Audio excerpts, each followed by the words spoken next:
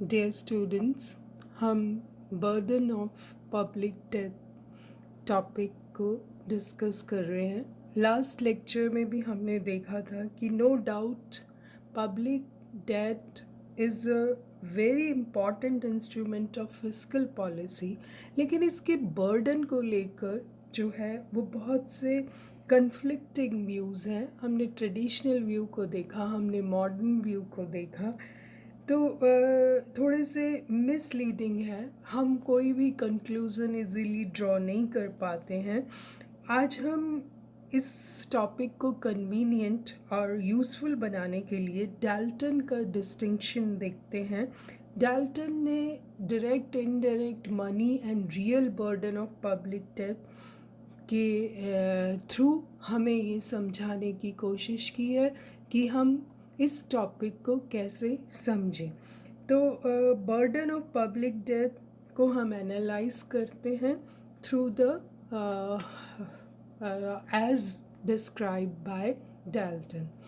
Let's study about the burden of internal debt. पहले हम इसको समझने की कोशिश करते हैं कि जो इंटरनल होता है सार्वजनिक ऋण, उसका भार किस लोगों पर होता है। It is just a transfer of purchasing power from one section of the community to the other. ये बात तो हम समझ चुके हैं कि जब हम अपने रिसोर्सेज से बॉन्ड्स खरीदते हैं, सिक्योरिटीज़ खरीदते हैं, तो जस्ट हमारी जो परचेजिंग पावर है वो गवर्नमेंट के पास चली जाती है। तो जस्ट कम्युनिटी के अंदर ही ट्रांसफ़र हो रहा है परचेजिंग पावर का, और गवर्नमेंट उन बॉन्ड्स और सिक्योरिटी से जो भी पैसा कलेक्ट करती है वो सोशल सिक्योरिटी पर या दूसरे जो प्रोजेक्ट्स हैं उन पर खर्च करती है, और इस तरह से purchasing power one section of community से अदर सेक्शन में चली जाती है।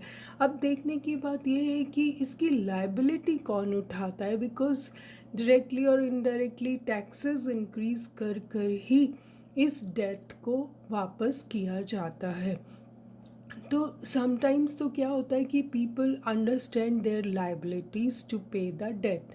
उनको मालूम है कि ये हमारी ही ज़रूरतों के लिए उठाया गया ऋण है, तो ये हमारी जिम्मेदारी बनती है कि हम इसको पे करें। पर डिपेंड करता है कि अगर तो वो प्रोडक्टिव किसी उत्पादक कार्य में लगाया गया है तो इट विल जनरेट रेवेन्यू, लेकिन वो अनुपादक है तो उस केस में डेट जो है वो एक बर्डन बन जाता है। The debt servicing burden will fall on poor, will increase their problems. इतना तो हम समझ ही गए हैं कि टैक्सेशन जो है वो पुअर पे बहुत इफ़ेक्ट करता है। अगर वो टैक्सेस के थ्रू वापस लिया जाता है तो it will increase their problems. इसको हम और अच्छे से समझने की कोशिश करते हैं। जैसे कि डेल्टन कहते हैं कि direct, indirect and real burden of public debt is convenient and useful to analyse this aspect. क्या होता है डायरेक्ट मनी बर्डन?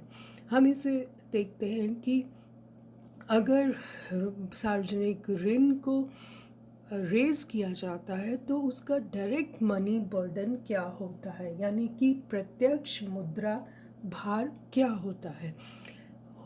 हमने ये तो जाना कि जैसे ही सरकार ऋण रेज़ करती है वैसे ही वो टैक्सेशन इम्पोज करती है, क्योंकि उसे उस पैसे को वापस भी करना होता है, इंटरेस्ट भी देना होता है।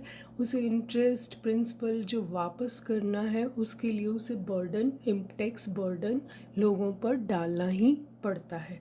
तो इससे क्या होता है कि पब्लिक पर डायरेक्ट मनी बर्डन आ जाता है, प्रत्यक्ष मुद्रा भार आ जाता है।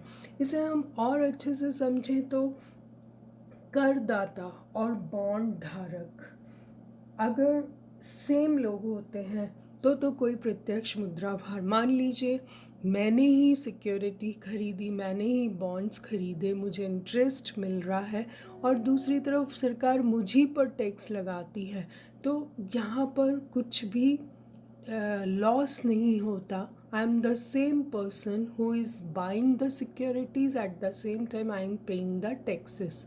तो डायरेक्ट मनी बर्डन जो है अंतरण नहीं होता, आप सेम पर्सन है। लेकिन ऐसा होता नहीं है। यूजुअली बॉन्ड्स और सिक्योरिटीज़ वही लोग बाय करते हैं जो वेल्दी क्लास होती है। तो ऐसे केस में टैक्सेशन पे करने वाले लोग जो होते हैं वो दूसरे लोग होते हैं और बर्डन उन पर पड़ता है। तो इंटरनल डेट की जब हम बात करते हैं तो it involves transfer of wealth within the community, so no direct burden. Dalton का कहना है कि कम्युनिटी एक सेक्शन से दूसरे सेक्शन में वेल्थ का ट्रांसफ़र हो गया, किसी के पास बॉन्ड्स हैं, किसी के पास उसका पैसा जा रहा है, तो there is no direct burden, it is mere transfer of purchasing power from lenders to the government. Government के पास परचेजिंग पावर चली जाती है। तो डायरेक्ट मनी बर्डन तभी होगा अगर जो करदाता है और बॉन्ड धारक हैं, अगर वो भिन्न भिन्न व्यक्ति हैं, तो उस केस में हमें डायरेक्ट रियल बर्डन देखना होगा, यानी कि प्रत्यक्ष वास्तविक भार। हम ये देखेंगे कि सरकार ने ऋण तो ले लिया, लेकिन अब वो टैक्सेशन का डिस्ट्रीब्यूशन कैसे करती, किन लोगों पर टैक्सेस लगाती है, और वो कौन लोग हैं जिनके पास पब्लिक सिक्योरिटीज़ हैं, जिनके पास बॉन्ड्स हैं, वो कौन लोग हैं, और जो टैक्स दे रहे हैं वो कौन लोग हैं। अगर हम इसका एनालिसिस करेंगे तो ये डायरेक्ट रियल बर्डन के अंदर आता है। आप जानते ही जैसे ही टैक्सेशन लगता है तो इकोनॉमिक वेलफेयर का लॉस होता है, कोई सेक्रीफाइस करना पड़ता है टैक्स पेयर को ड्यू टू न्यू टैक्सेस, तो this comes under the direct real burden. और if the cost of debt service is paid by the rich, तो बहुत अच्छी बात है कि जो उसकी कॉस्टिंग आ रही है, अगर वो रिच ही पे करता है, रिच ही इंटरेस्ट ले रहा है, रिच ही पे करता है, तो it will definitely reduce the inequalities. पर प्रैक्टिकली ये होता नहीं है। तो direct money burden, direct real burden, हम दोनों में देखें, बॉन्ड धारक जो होते हैं वो वाकई ही धनवान लोग होते हैं, तो वो दीज पीपल डू नॉट, उन पे टैक्सेस लगे भी तो इतना इफ़ेक्ट नहीं करते। तो डायरेक्ट रियल बर्डन बड़ा जुडिशियसली गवर्नमेंट को ये टैक्स बर्डन को डिस्ट्रीब्यूट करना चाहिए।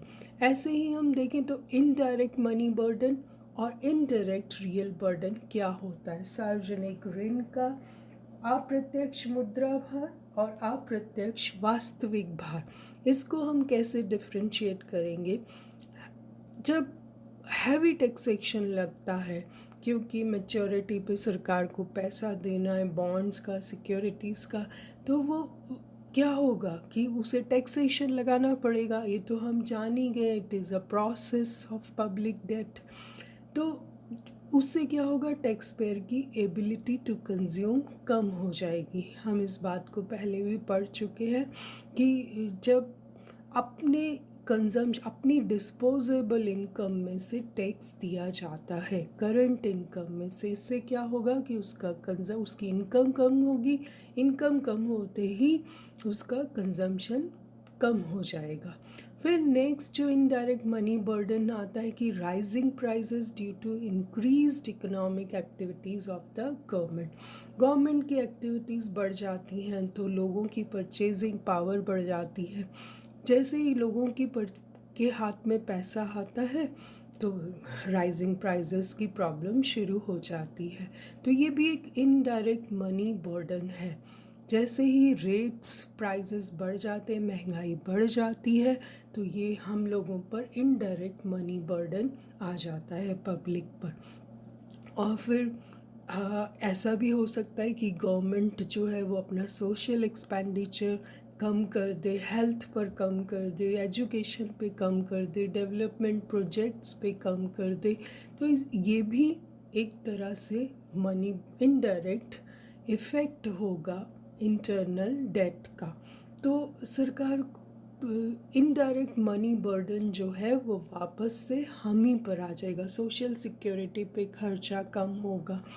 तो हमें खुद अपने एजुकेशन के लिए, अपनी हेल्थ के लिए पैसा खर्चना होगा, तो कहीं ना कहीं इनडायरेक्टली मनी बर्डन फिर पब्लिक पर ही आ जाएगा।